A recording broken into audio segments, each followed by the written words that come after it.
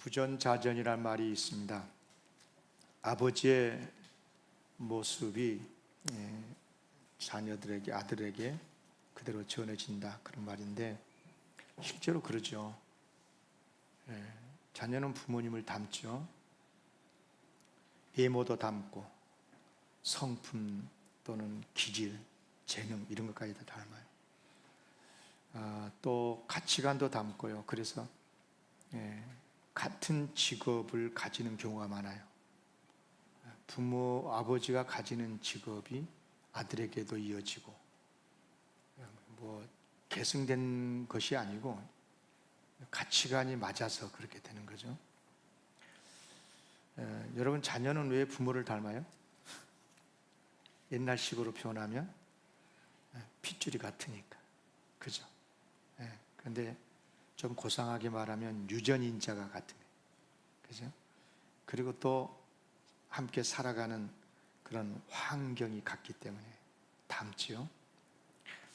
외모가 닮은 것은 대부분 아마 유전인자 때문일 거고요. 또 성품, 기질 이런 것들은 아마 유전인자도 영향이 있지만 같이 함께 살아가는 그 가정의 환경의 영향이 클 거고, 특히 이제 가치관의 그 경우는 환경의 영향을 많이 받죠. 유전인자와 상관없이 그 가정의 환경의 영향을 많이 받아요, 가치관이. 그래서 가치관의 경우를 보니까 부모와 전혀 다른 자녀도 있어요, 가치관이. 그러니까 얼굴은 닮고 기질도 닮았는데 부모의 잘못된 가치관 때문에 고생을 했던 자녀들은요, 나 아버지처럼 안 살 거야. 세계관이 다른 거죠. 가치관이 다르고, 그래서 전혀 다른 직업을 가지고 부모처럼 살지 않는 자녀들이 의외로 많습니다. 성경에서도 이것을 가르쳐 주고 있어요. 그러니까 부모와 자녀가 같은 것도 있지만 다르다 하는 것을 가르쳐 주고 있는데요. 에스겔 18장 10절에 보면 가령 그가 아들을 낳았다 하자. 아들을 낳았어요. 그런데 그 아들이 이 모든 선은 하나도 행하지 아니하고 이 죄악 중 하나를 범하여 강포하거나 살인하거나 못된 짓 하거나 이런 거. 그러니까 무슨 말이냐면 아버지는 선한데 아들은 악할 수 있다는 겁니다. 악할 수 있다. 반대도 있어요. 반대도. 뭐냐면 또 가령 그가 아들을 낳았다 하자.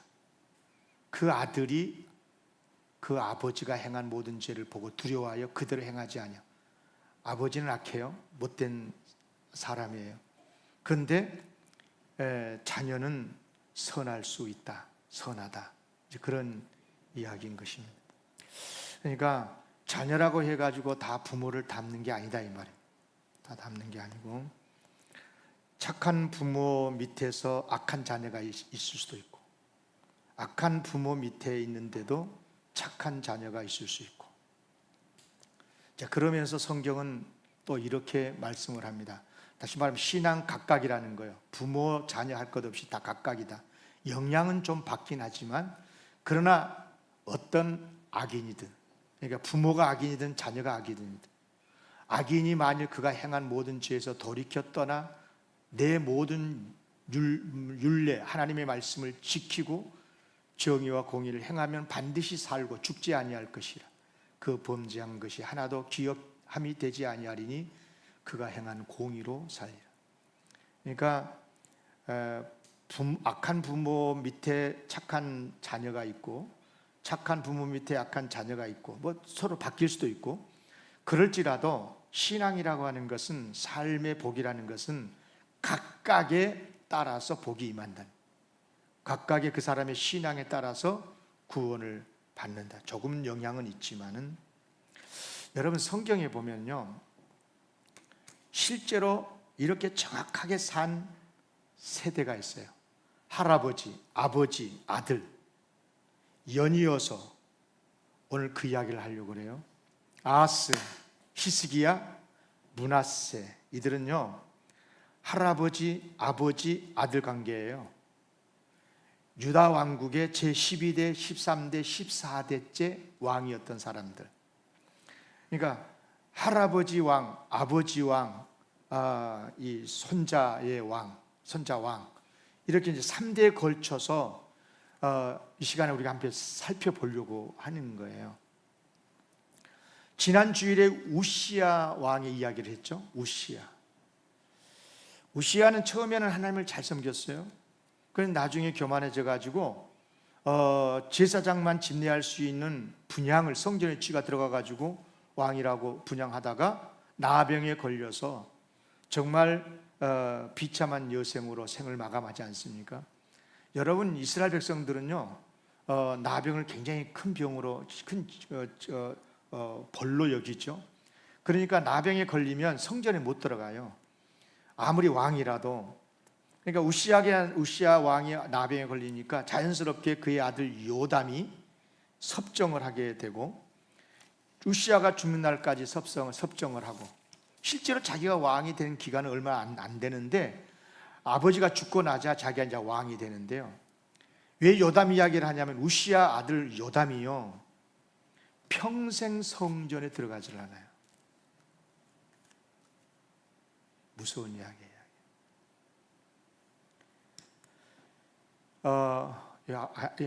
구절이 어디 가버렸어. 역대하 27장 2절인데요. 역대하 27장 2절에 요담이 그의 아버지 우시야의 모든 행위대로 여호와 보시기에 정직하게 행하였으나, 하나님을 믿고 정직하게 하나님을 따랐으나, 그런데 여호와의 성전에는 들어가지 아니하였다. 왜 안 들어갔을까? 하나님을 믿지 않아서, 성전을 무시해서, 요즘처럼 교회 다녀봐야 뭐해, 교회 다닌 놈들, 그리고 교회를 무시해서 그런 게 아니에요. 요담 왕은요, 성전의 문, 북문 쪽에 있는 문을 세우기도 했던 왕이에요. 그런데도 왜 성전에 들어가지 않았었을까? 이유가 뭘까요? 굉장히 무서운 이야기예요. 따라합시다. 아버지한 트라우마. 이게 무서운 거예요. 아버지에 대한 트라우마가 있는 거죠. 아버지가 우시야 아닙니까?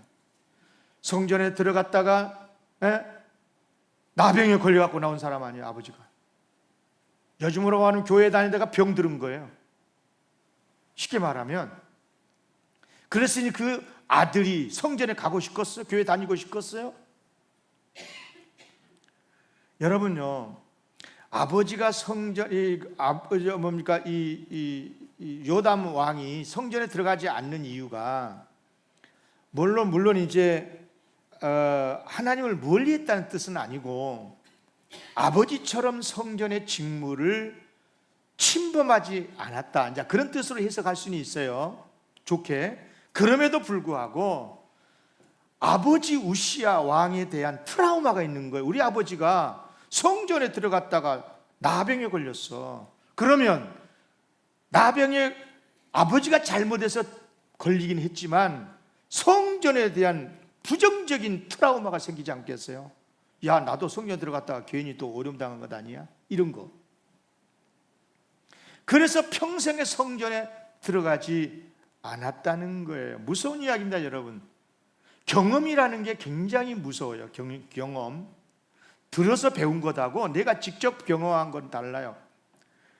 예, 그때 당시 요담이 나이가 어느 정도 있었으니까 아버지가 그런 경험을 한 것을, 안 좋은 경험이 성전 안에 있었다는 거 다 알고 있잖아요. 여러분요, 내 부모님이요, 교회 생활을 행복하게 하고 신앙생활을 기쁘게 해야 자녀들도 행복하게 신앙생활을 할 가능성이 높죠. 그런데 우리 부모님이 교회만 갔다 오면 그냥 얼굴이 굳어있고, 뭐 교회가 그런다냐, 목사가 그런다냐, 교회에서 어떤 일로 인해서 상처를 받거나 부정적으로 신앙생활 하잖아요. 그러면 자녀들이 교회에 대한 무슨 이미지를 갖겠어요? 예, 아주 부정적으로 되고 교회에서 멀어질 수밖에 없지 않겠습니까? 여러분, 진심으로 축복합니다. 내 개인적인 신앙을 위해서도 행복하게 신앙생활을 해야 되지만 우리 자녀들을 위해서라도 우리는 행복하게 교회 생활, 신앙 생활을 해야 될 줄로 믿습니다. 그래야 여러분의 자녀들의 신앙에 유익이 되거든요. 그런 의미에서 여러분 자녀들 앞에서 할 말 안 할 말 막 하면 안 돼요. 예. 그런 거를 좀 분별할 수 있으면 좋겠어요. 구분할 줄 알았으면 좋겠어요. 자녀들 앞에서는 특히 교회 욕하면 안 돼요. 교회를 부정적으로 표현하거나 욕하고 그러면 안 되는 거예요. 아니 물론 우리가 다 경험한 거지만 교회 생활이 항상 행복하지만 않을 때 있잖아. 속상하고, 예? 오늘 뭐 어느 권사님하고 어느 집사님하고 괜히 그냥 무슨 일 때문에 서로 의견이 틀어져 가지고 마음이 속상할 때 있지요. 힘들 때 있는 거예요. 부부도 그렇고 부모와 자녀 시간에도 다 그런 것 아니겠어요? 그래도 좋은 점을 말해야, 그래야 자녀들에게 교회 생활을 잘하게 하는 선한 능력이 될 줄로 믿습니다. 여러분요, 요담이 아버지 우시야 일 때문에 성전에 들어가지 않았다고 그랬어요. 그렇다고 해서 그 사람이, 요담이 신앙생활 안 한 건 아니에요. 괜찮은 왕이었어요. 믿음 생활 잘했어요. 문제는, 잘 들으셔야 돼요, 그의 아들이었어요. 그의 아들 따라합시다. 아하스는 정말 악한 왕이었는데 남유다의 왕국 아달랴, 아합의 딸 말고 남왕국 유다의 20명의 왕들 중에 가장 대표적으로 악한 왕이었어요. 아하스가. 이 아하스가 문제예요. 자, 성경에 보세요. 열왕기하 16장 2절 3절에 보면 아하스가 왕이 될 때 나이가 20세, 예루살렘에서 16년간 다스렸는데 그의 조상 다윗과 같지 아니하고. 여러분, 조상이 다윗이잖아요. 그런데 다윗과 같지 아니하고 누구와, 여호와 하나님께서 보시기에 정직하게 행하지 아니하고 이스라엘의 여러 왕의 길로 행하며. 여기서 이스라엘은요, 북이스라엘 왕조를 말하는 거예요. 남유다 다윗의 왕조인 아하스 왕이 누구를 따르냐? 저 북이스라엘 여러 왕들처럼 그런 길로 행하고, 여호와께서 이스라엘 자손 앞에서 쫓아내신 이방 사람의 가증한 일을 따라서 자기 아들을 불가운데로 지나가겠다, 우상 숭배하겠다는 말이에요. 제물을 바쳐서. 여러분, 아하스는요 정말 악한 왕이었는데 하나님의 성전을 더럽힌 왕으로 유명을 해요. 하나님의 성전을 더럽히는, 심하게 더럽히는 그 이유가 뭐냐면, 한 번은 아하스가 이제 아수르 왕을 만나러, 당시 아수르 굉장히 큰 나라였습니다. 아수르 왕을 만나러 이제 다메섹에 갔다가 그 다메섹에 있는 그들의 우상 제단을 봐요. 그러니까 너무 화려하고 웅장하고 얼마나 감동을 받았는지 돌아와 가지고는 아하스가 그 모양 그대로 제단을 만들어서 예루살렘 성전 앞에 딱 세우는. 그리고 원래 있었던 제단은 저 구석으로 그냥 옮겨버리고 자기가 만든 그 새로운 제단에서 모든 제사를 다 지내게 했어요. 그런데 놀라운 것은, 제사는 누구 보고 집례하라고 그랬냐? 합법적으로 모세 율법대로 세움을 받은 레위지파 출신 오리지널 하나님의 제사장들로 집례하게 만들었어요. 무슨 말이냐면 마치 이런 거예요. 교회 안에 우상을 앞에 딱 세워놓고 장신대 졸업한 합법적으로 목사된 목사로 하여금 예배를 인도하도록 하는 것과 똑같은 거예요. 그러니까 아하스 왕은 어떤 사람이냐? 성전을 더럽히고 혼합 종교로 만들고 하나님을 못 오게 했었던 정말 악한 왕이었어요. 악하다고 하는 것이 무슨 윤리적이고 도덕적이고 사회적으로 그런 것만 악하다고 생각하면 안 되는 거예요. 성경에서 악하다 그럴 땐 대표적으로 하나님의 성전을 더럽히고 하나님의 신앙을 혼합적으로 만들어버린 거예요. 그래서 저는 개인적으로 자유주의 신학이 얼마나 잘못된 혼합 신앙의 원흉인가, 그걸 저는 개인적으로 알아요. 여러분, 오직했으면 북이스라엘의 대표적인 악한 왕이 아합이 아니요? 북이스라엘에 전에 말씀드렸죠. 남유다의 20명 중에 가장 악한 왕으로 여길 정도로. 한번 따라합시다. 아하스가 바로 그런 왕이었다 그 말이에요. 요담의 아들 아하스. 그런데 더 기가 막힌 것은, 놀라운 것은, 이런 악한 아하스의 아들이 누군 줄 아세요? 그 유명한 성군 히스기야 왕. 따라서 히스기야는요, 다윗과 견줄 만큼 이스라엘 역사상 가장 선하고 훌륭한 왕 중에 한 분이에요. 자, 보세요. 오늘 본문에 나오죠. 18장 6절, 5절, 6절. 히스기야가 이스라엘 하나님 여호와를 의지하였는데 그의 전후 유다 여러 왕 중에 그러한 자가 없었으니, 이스라엘 남유다에 히스기야만큼 훌륭한 왕이 없었대, 별로요. 곧 그가 여호와께 연합하여 그에게서 떠나지 아니하고 여호와께서 모세에게 명령하신 계명대로 지켰던 사람. 그래요, 히스기야는 정말 하나님을 잘 믿었던 사람, 바르게 믿기 위해서 힘썼던 사람. 대표적인 몇 가지만 말씀을 드리면, 히스기야가 했던 일 중에, 이제 보통 보면은 유다 왕들이 딱 정권을 딱 잡으면 가장 먼저 하는 게 개혁을 많이 했어요. 지금도 다 그래요. 모든 대통령이, 지도자들이 정권 딱 잡으면 가장 원년에 개혁을 많이 하죠. 왕조 시대 때도 그랬어요. 그런데 많은 왕들이 대체로 보면 우상을 많이 제거를 했어요. 불태우고 주상을 태우고 뭐 아세라 목상이 됐든 뭐가 됐든 간에 다 제거하고. 그런데 다른 왕들이 못한 게 있었어요. 그게 뭐냐면 하나님을 예배하던 산당을 제거를 못했어요. 그런데 히스기야는 달랐어요. 4절에, 오늘 본문 4절에 나오죠. 히스기야가 여러 산당들을 제거하며, 하나님 앞에 제사하는 산당들을 제거해 버렸다는 거예요. 주상들을 깼, 우상이죠. 아세라 목상 찍어내버리고, 심지어 모세가 만들어 놓은 놋뱀도 이스라엘 자손이 이때까지 향하여서 분양하기 때문에 그것을 부숴버렸다고 그랬어요. 여러분, 잘 들으셔야 돼요. 뭐 주상이나 우상 이런 것들을 제거했다는 것은 이해가 되죠. 그런데 하나님을 예배하는 산당을 부숴버렸다? 이유가 뭘까요? 예배 대상은 하나님인데 예배 드리는 모양이나 방법이 우상 숭배하듯 했기 때문입니다.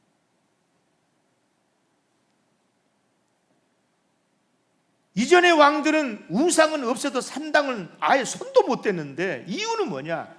하나님을 섬기는 자리거든. 그가 하나님을 섬기는 제단인데 그렇게 믿고 계시기 때문에 감히 두려워가지고 손을 못 댔어.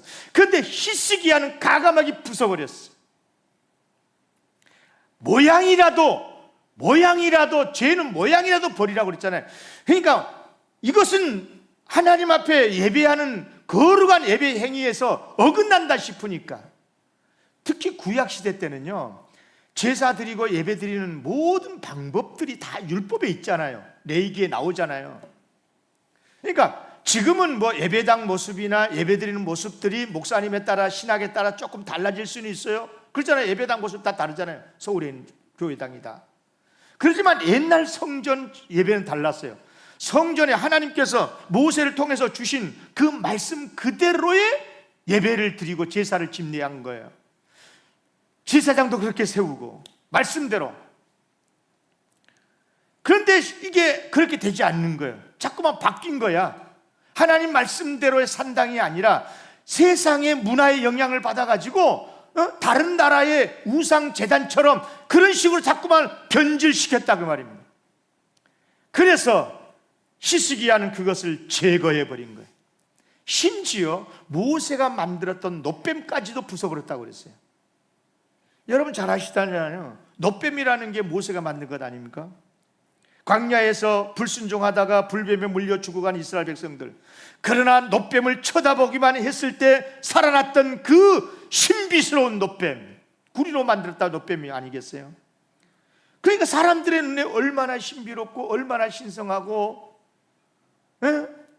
근데 이렇게 시간이 가면 갈수록 마치 놋뱀이 무슨 능력이 있어가지고 병을 고치고 그런 것처럼 여겨지면서 이 놋뱀 그게 우상단지가 돼버린 우상단지. 여러분, 놋뱀 그 자체가 무슨 악한 것이겠어요? 지난 과거에 이스라엘이 하나님께 큰 은혜를 입었었던 도구 아니었겠어요? 그렇다 보면 얼마나 역사적으로 가치 있는 유물이에요. 그러므로 그것을 볼 때마다 지난날의 역사적으로 우리가 큰 조상들이 우리 조상님들이 죄를 지었지, 회개하며 하나님의 은혜를 되새기면서 보면 얼마나 좋아요. 근데 그 앞에서 손 비비고 마치 놋뱀에게서 무슨 능력이 나타나서 병을 고치는 것처럼, 사람 살려주고 복을 줄 것처럼 그렇게 되니까 히스기야가 이것조차도 없애야 된다. 그래가지고 모세의 놋뱀을 가감하게 부숴버린 거예요. 뿐만 아니라요, 히스기야가 유명한 이유가 있어요. 뭐냐면 자기의 신앙도 훌륭하지만 이스라엘 백성들의 하나님을 떠난 그 마음을 다시 하나님께로 돌리려고 얼마나 애를 쓰지 몰라요. 여러분, 히스기야가 유다 왕일 때 북이스라엘의 왕은 호세아고, 바로 그때 북이스라엘이 아수르에 의해서 멸망을 했어요. 그러니까 남유다, 북이스라엘 망할 때 남유다의 왕은 히스기야였다, 그 말이에요. 히스기야. 그러니까 이때는 이제 북이스라엘이 아수르에 의해서 멸망한 다음이었기 때문에 그동안에 신앙생활을 제대로 하지 못했던 북이스라엘 지파들, 그들을 다 예루살렘 초청을 해요. 올 수 있는 사람 다 오라고 해서. 그래가지고 이스라엘의 그동안에 중단된 큰 명절 유월절을 성대하게 지켜요. 그러니까 유월절을 거룩하게 잘 지켰다, 이것도 중요하지만 히스기야의 마음속에는 뭐가 있냐면, 이스라엘 백성들, 모든 남북의 백성들이 다 바른 신앙생활의 회복을 위해서 나름대로의 정말 최선을 다했다는 것을 가르쳐주고 있는 거예요. 그러니까 자기의 신앙만 지키는 게 아니라 하나님을 떠난 이스라엘 백성들의 신앙도 다시 회복시켜야 되겠다. 얼마나 훌륭한 성군입니까? 뿐만 아니라요, 히스기야는 국가의 왕으로서, 한 나라의 왕으로서 외세 침략을 가로막고, 당시 이 아수르 왕 사네립이 대단한 권력을 가졌는데, 이 사네립이 북이스라엘을 멸망시키더니 이참에 남유다까지 잡아먹겠다 싶어가지고 침략에 들어오거든요. 그때 이 히스기야 왕이 하나님 앞에 엎드려 기도하면서 기적 같은 능력으로 아수르를 물리쳐요. 그때 18만 5천 명을 아수르 군대를 죽이죠. 하나님의 능력으로 이런 나라의 안위를 지켰던 히스기야. 그런가 하면은 개인적인 신앙도 훌륭했어요. 여러분 잘 아시죠? 기도해서 15년 동안 생명 연장받았던 이야기. 물론 히스기야에 대한 평가가 지금에 와서 보면 여러 가지 잘못된 모습도 있긴 해요. 그런데 여러분, 그럼에도 불구하고 얼마나 훌륭한 왕입니까? 그런데 여기에 참으로 가슴 아픈 반전이 있어요. 무슨 말이냐? 이렇게 믿음이 좋은 히스기야의 아들이 누군 줄 아세요? 따라합시다. 므낫세. 누구라고요? 므낫세. 므낫세는 어떤 왕이냐? 자기 아버지 히스기야가 하나님 앞에서 바르게 하기 위해서 그렇게 애썼던, 헐어버렸던 산당을 다시 또 세워. 바알, 아세라 목상들 세우고, 하늘에 이럴 성신을 숭배하고, 심지어 우상에게요 자기 아들을 제물로 바쳐. 기가. 신접한 박수들, 이 점쟁이들과 가까이 했어. 그러니까 한마디로 말하면 하나님께서 싫어하시는 일들은 골라서 다 했어. 누가? 므낫세가. 누구의 아들이라고요? 히스기야의 아들.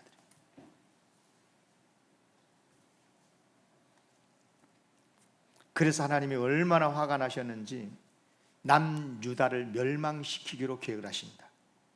그런데 놀라운 것은 남유다를 멸망시키겠다라고 하는 하나님의 말씀이 무서워요. 이 일이 유다에 임함. 이 말은, 이 일이란 말은 유다를 멸망시키겠다는 이야기예요.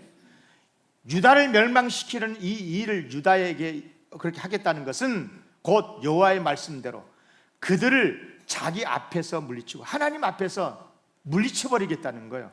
그러면서 이유를 뭐라고 그랬냐면, 이는 므낫세에 지은 모든 죄 때문이에요. 므낫세에 지은 모든 죄 때문이며, 또 그가 무지한 자의 피를 흘려 그의 피가 예루살렘에 가득하게 했다. 자기만 죄 지는 게 아니라 예루살렘에 많은 피를 흘리게 만들고, 많은 백성들을 타락하게 만들고, 하나님을 떠나게 만들고, 그래서 이 므낫세 죄 때문에 유다를 멸망시키겠다는 거예요, 하나님. 물론 므낫세 때는 유다가 망하지를 않아요. 왜 망하지 않냐 그러면, 나중에 므낫세가 알고 깨닫고 자기 죄를 깨닫고 회개했거든요. 역대하 33장 11절 이하 보면 이렇게 말씀합니다. 여호와께서 아수르 왕의 군대 지휘관들이 와서 치게 하시매 그들이 므낫세를 사로잡. 그러니까 아수르 왕이 유다를 치고 들어왔어요. 그래가지고 이 므낫세 왕을 포로로 잡아가지고 쇠사슬로 결박해가지고 바벨론을 끌고 갔어요. 왕을. 바벨론이 그런 게 아니라 아수르가 그랬다 그 말이, 북이스라엘을 멸망시킨 아수르 왕이. 그런데 그가 환난을 당했어요. 포로로 끌려갔으니 왕이 얼마나 힘들어. 그 안에서 회개하고 하나님 앞에 간구하고, 그렇게 하니까 그의 조상들은 하나님 앞에 크게 겸손하여 기도하였으므로 하나님이 그의 기도를 받으시고 그의 간구를 들으시고 그가 예루살렘에 돌아와서 다시 왕위에 앉게 하셨다. 아멘. 므낫세가 그제서야 하나님께서 진짜 살아계시는구나 하는 것을 알게 되었다. 자, 그런 이야기인데, 그러니까 무슨 말이냐면, 므낫세가 나중에 잘못된 줄로 알고 회개를 했다 그 말입니다. 그런데 왜 성경은 하나님께서는 유다를 멸망시키실 때 므낫세의 죄 때문에 이 나라를 망하게 하겠다고 하신 것인가? 여러분 잘 들으셔야 돼요. 이게 무서운 거야, 이게. 그것은 므낫세의 죄로 말미암아서 하나님께서 심판은 하시긴 하시지만, 나중에 므낫세가 회개했죠? 잘못된 줄 알고 회개는 했어요. 그런데 이미 므낫세의 그 죄 때문에 이스라엘의 남유다의 모든 거의 백성들이 하나님을 떠나버린 거예요. 혼합 종교에 빠져버린 거예요.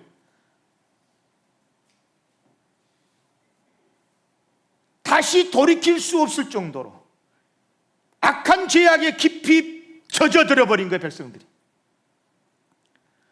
나중에요, 므낫세 손자 요시아라고 훌륭한 왕이거든요. 이 요시아 왕이요, 다시 한번 종교 개혁을 일으켜요. 그렇지만 그래도 회복되지 못할 정도로 유다 백성이 하나님에게서 멀어져 버렸어요. 하나님께로 돌아오지를 못해요. 결국 주 587년에 바벨론에 의해서 남유다가 멸망을 당하고 말아요. 무슨 말이냐? 비록 므낫세는 개인적으로 자기가 잘못된 죄를 나중에 잘못된 걸 알고 회개를 하고 용서는 받았지만, 그가 뿌려놓은 죄악의 그 씨가 유다 나라의 예루살렘 안에 뿌려져서 그 영향으로 유다 백성들이 하나님께 못 돌아온다 이 말이에요. 못 돌아와야 못 돌아와. 끝내 회복되지 못하고 나라가 망했어요. 여러분 이걸 어떻게 생각하십니까? 여러분은 얼마나 무서운 이야기입니까? 우리는 한 나라의 지도자에 대해서 이러쿵저러쿵 말을 많이 하지만, 이유가 어디에 있든지 간에 그 지도자로 인해서 하나님을 떠나버린 그 나라의 백성, 그 나라의 국민의 그 불신앙은 어떻게 되는 겁니까? 이게 무서운 겁니다. 이게 무서운 겁니다. 여러분, 이 시간에 우리가 세 왕을 공부를 했어요. 아하스, 히스기야, 므낫세.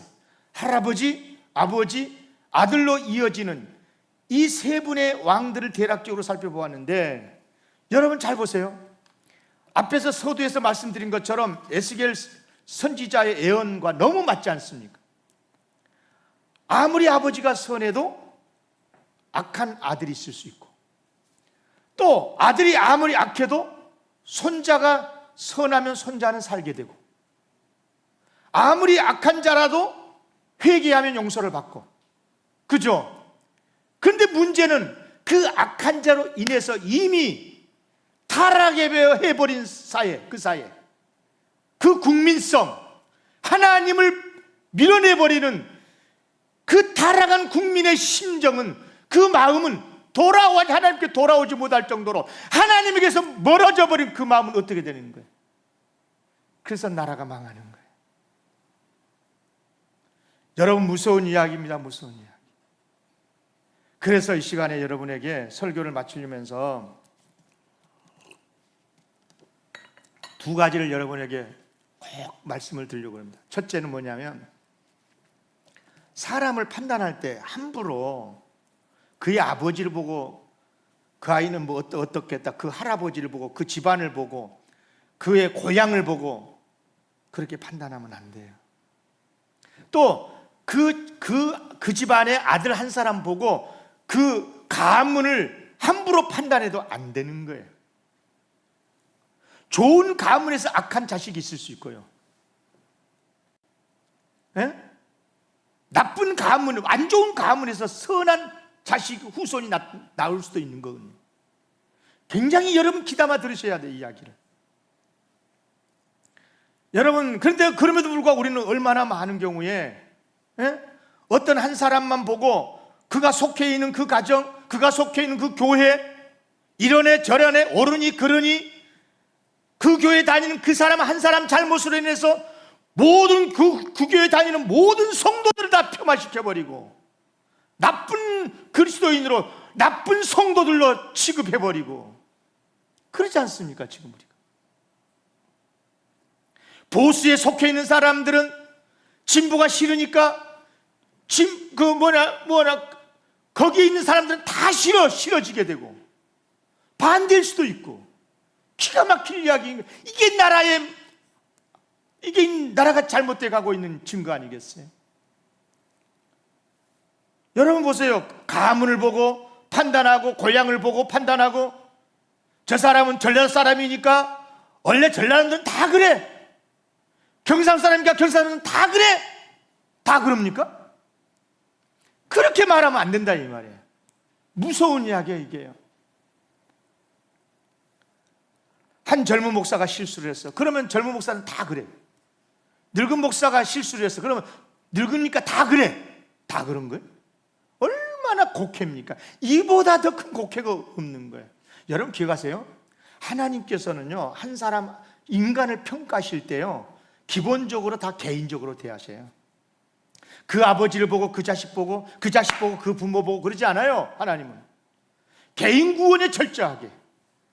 그러니까 비록 자기가 잘못했더라도 개인적으로 회개하고 하나님을 만나면 하나님께서 구원해 주시고 복 주시는 줄로 믿습니다. 그러니까 사람마다 각각 다른 인격이 있고, 다른 성품이 있고, 다른 은사가 있고, 사람마다 다르다 그 말이에요. 여기 지금 우리가 앞에서 말씀드렸잖아요. 아하스와 히스기야와 므낫세는 할아버지, 아버지, 아들이지만 얼마나 서로 다릅니까? 얼마나 서로 다르냐고요. 같은 한 집안 가문이면서도 얼마나 서로 다른가. 우리가 사람을 평가를 할 때 그 집안을 보고 평가를 하거나 그 사람의 지역 출신을 보고 판단하게 되면 안 되는 이유가 바로 이런 거예요. 그 사람의 신앙, 그 사람의 인품, 그 사람의 사역을 보고 판단하고 거기에 맞춰서 같이 돕고 동력을 해야 되는 거예요. 특별히 여러분 조심할 게 있습니다. 어느 한 특정한 사람을 보고 그가 속한 공동체는 모든 사람들을 다 같은 종류의 사람으로 취급해버리면 진짜 위험해집니다. 사실 그 사람의 선하고 악한 것은요, 그 지역, 그 사람 태어나서 자란 지역과 상관없어. 그 사람이 다니고 있는 교회와 상관이 없을 수 있어요. 그렇지 않습니까? 예를 들어서 이런 거죠. 교회에서 한 성도가 실수를 했어. 그러면 그 교회는 다 나쁜 사람들만 다니는 교회입니까? 그런데도 우리는 그렇게 비난을 해요. 그렇게 말을 해. 그런데 교회 안 다닌 사람들은 뭐 그런다 치고, 교회 다닌 사람들조차도 그러고 있으니까 참으로 마음이 너무너무 아프다 이 말입니다. 여러분, 선한 공동체에서도 악한 자 있을 수 있어요. 악한 공동체에 있지만 그러나 선하고 참으로 귀한 인물도 있어요. 아멘? 꼭 기억하셔야 돼요. 사람을 그냥 집단적으로 평가하고 그렇게 되면 집단적인 전쟁이 일어나게 돼요. 그런데 정치인들이 표를 구해야 되니까 그렇게 속게 만들어요. 자꾸 안 속아야 되는데. 이제 그런 의미에서 우리는 조심할 게 있어요. 나 한 사람 때문에 우리 교회가 욕먹고 우리 가정이 욕을 먹고 우리 나라가 나쁜 평판을 받을 수 있다는 것을 알고 우리 한 사람 한 사람이 조심해야 될 것입니다. 그러나 그럼에도 불구하고 그 한 사람에 대해서 그 한 사람이 선하든 착하든 그것 가지고 그가 속해 있는 공동체와 동일시해버리는 것은 그것은 안 된다. 꼭 기억을 하셔야 되겠습니다. 그래서 이 양 말 나왔으니까 여러분에게 진심으로 부탁 하나 드리려고 그래요. 여러분, 사람은 악한 아버지 밑에서도 선한 아들이 나올 수 있고 그러잖아요. 특별히 누구의 자녀가 됐든지 간에 그 자녀에 대해서만큼은 함부로 평가 안 했으면 좋겠어요. 정말 조심해야 돼요. 아이고, 저기 어미를 보니까, 지금 아버지를 보니까 저놈도 똑같겠구만, 이렇게 말하면 안 된다 그 말이에요. 설령 나와 좀 사이가 안 좋은 그런 친구의 자녀라고 하더라도 그 친구하고는 좀 원수 관계로 맺어도 어쩌고서 할 수 없지. 그러나 그 자식까지 미워하고 저주하고 그러면 안 된다 이 말이에요. 그 자녀는 축복할 수 있어야 된다. 아멘? 어찌 아멘을 안 하는? 미우니까 막 자식도 믿고 그 손자들도 믿고 막 저주해버리고 싶습니까? 교회 다니는 사람들이 뭐예요? 그러면 안 되지. 여러분, 악한 아하스에게 선한 히스기야가 나오지 않았습니까?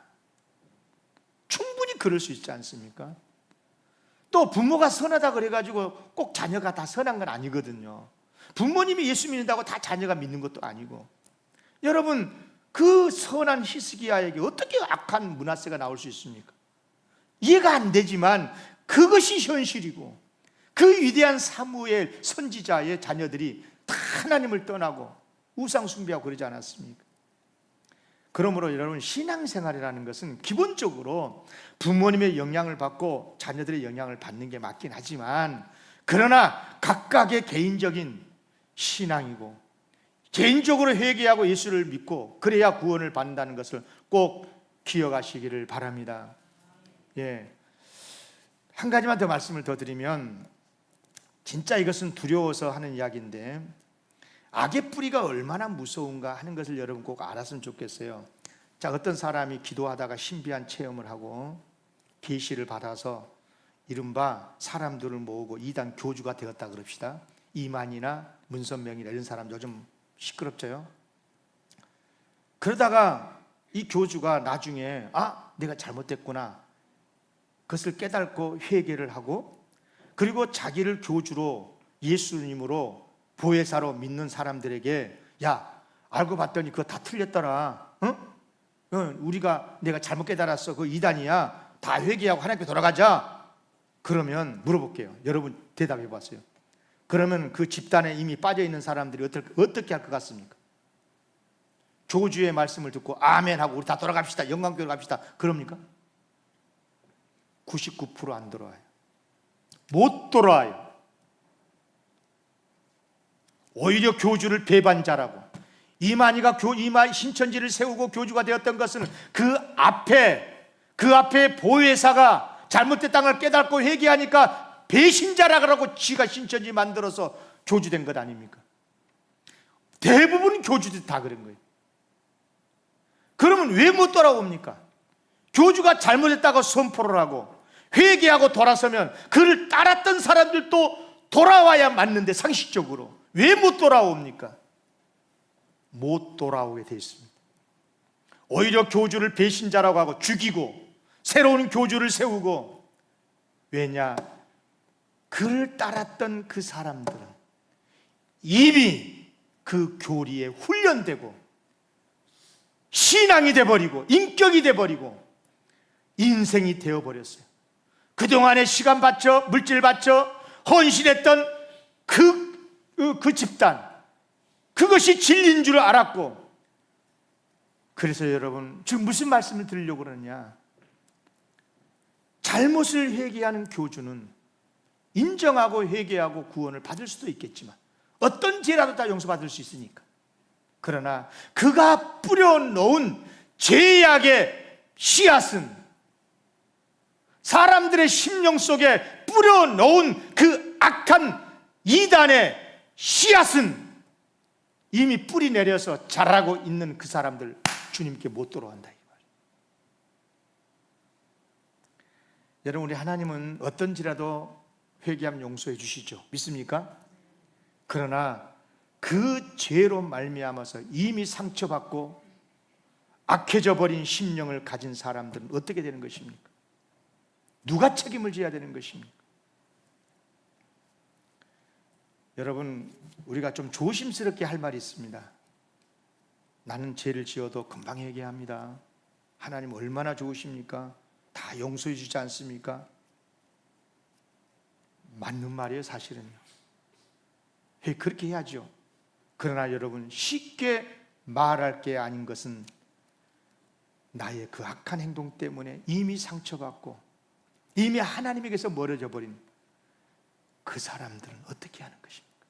이미 돌이킬 수 없을 만큼 악해지고 하나님이 없다고 믿고 살아가는 그 사람들, 누가 돌이키게 할 수가 있습니까?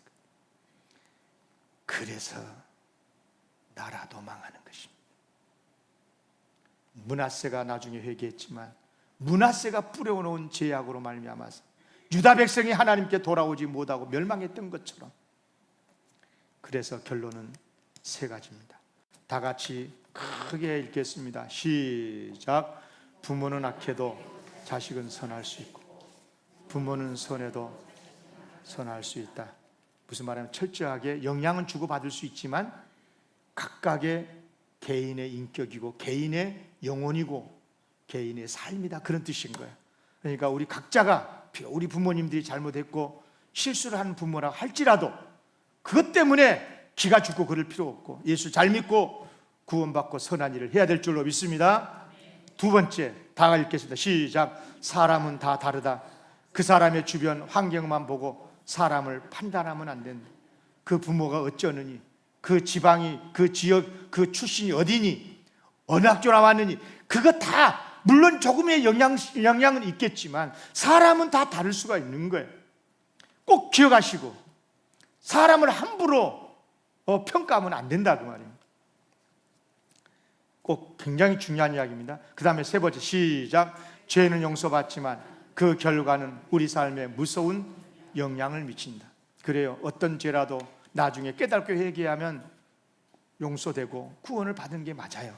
그렇지만 그 죄로 인해서 실망해버리고 상처받고 고통 속에 휘말려 있는 우리의 가족들이나 우리 교회나 그 하나님을 떠나버린 그 사람들은 누가 책임을 지는 것입니까?